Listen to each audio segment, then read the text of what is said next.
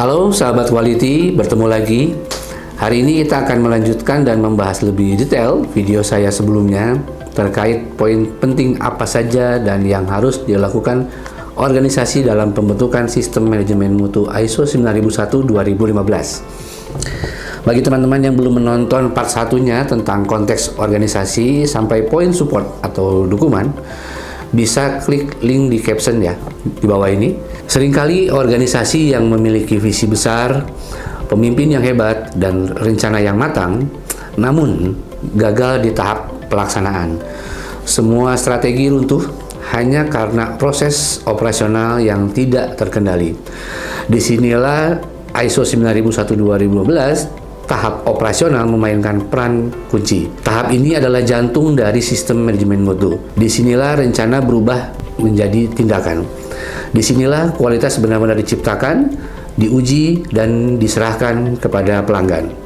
Maka dari itu, hari ini kita akan membahas poin penting pada tahap operasional. Perencanaan dan pengendalian operasional. Organisasi tidak boleh bekerja secara reaktif.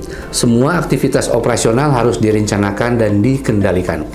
Yang artinya adalah menetapkan proses yang diperlukan untuk menghasilkan produk atau layanan. Yang kedua adalah menentukan kriteria mutu di setiap tahap. Yang ketiga, menyediakan sumber daya yang dibutuhkan. Dan yang keempat, mengendalikan perubahan agar tidak merusak mutu. Setiap proses harus menjawab satu pertanyaan penting: bagaimana kita memastikan hasil kerja selalu konsisten dan memenuhi standar. Kesimpulan pada poin ini adalah, jika dalam konsep PDCA yaitu Plan, Do, Check, dan Action, tahap perencanaan ini adalah tahap yang sangat penting karena jika kita gagal dalam perencanaan, maka sama saja kita merencanakan untuk gagal. Persyaratan untuk produk dan layanan, mutu dinilai dari pemahaman pelanggan, yang artinya adalah setiap organisasi atau perusahaan punya kewajiban untuk, yang kesatu adalah berkomunikasi dengan pelanggan secara jelas.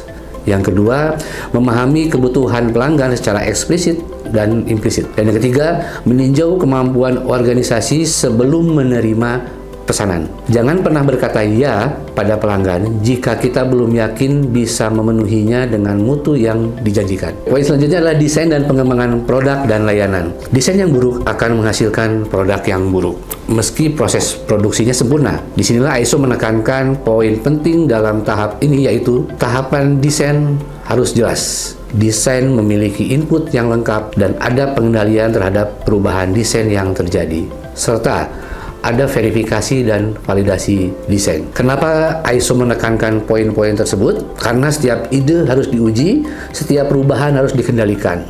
Karena satu kesalahan kecil saja dalam desain bisa berdampak besar di lapangan. Oke, poin selanjutnya pengendalian proses, produk, dan layanan yang disediakan pihak eksternal. Mutu kita tidak hanya ditentukan oleh kita, tetapi juga pemasok kita. Oleh karena itu, menjadi penting dan keharusan organisasi untuk yang pertama adalah menilai dan memilih pemasok secara objektif. Yang kedua, menentukan kriteria evaluasi. Yang ketiga, memastikan penyedia eksternal memahami persyaratan mutu yang kita tetapkan. Karena pemasok bukan sekedar vendor, mereka adalah bagian dari rantai mutu kita. Oke, lanjut, produksi dan penyediaan layanan.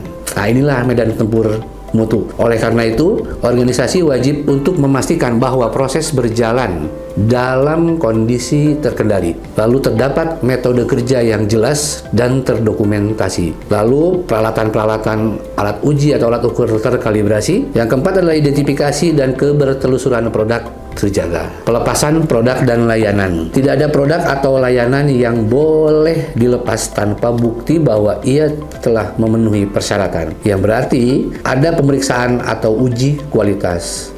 Hasil tersebut harus dicatat dan ada otorisasi pelepasan produk atau layanan, karena setiap produk atau layanan yang keluar membawa nama baik perusahaan. Poin selanjutnya adalah pengendalian output yang tidak sesuai. Kesalahan itu manusiawi, tapi membiarkan kesalahan terulang adalah kegagalan sistem. Maka dari itu, ISO menekankan bahwa perusahaan atau organisasi harus, yang pertama, mengidentifikasi produk tidak sesuai tersebut. Yang kedua adalah mencegah penggunaan atau pengiriman, baik itu secara sengaja ataupun secara tidak disengaja. Yang ketiga adalah menentukan tindakan perbaikan, baik itu tindakan koreksi, korektif, dan preventif, pemusnahan, bahkan sampai ke penerimaan bersyarat atau diterima dengan catatan. Karena apa? Karena masalah bukan untuk disembunyikan, masalah adalah bahan bakar perbaikan dan peningkatan. Mutu bukan hanya konsep, mutu adalah tindakan, karena tahap operasi ini bukan tentang prosedur semata, ia adalah peta jalan agar setiap proses menghasilkan nilai, setiap pekerjaan menciptakan mutu, dan setiap produk menciptakan profesionalisme organisasi. Jika Bapak dan Ibu memerlukan pendampingan profesional untuk menyusun dan mengimplementasikan ISO 9001-2015 di perusahaan Bapak dan Ibu, bisa komen di kolom komentar atau menghubungi tim marketing kami. Selanjutnya, kita akan membahas tahap dari pemantauan, pengukuran, analisis, dan evaluasi. Penasaran? Kita akan bahas di video selanjutnya. Salam kualitas.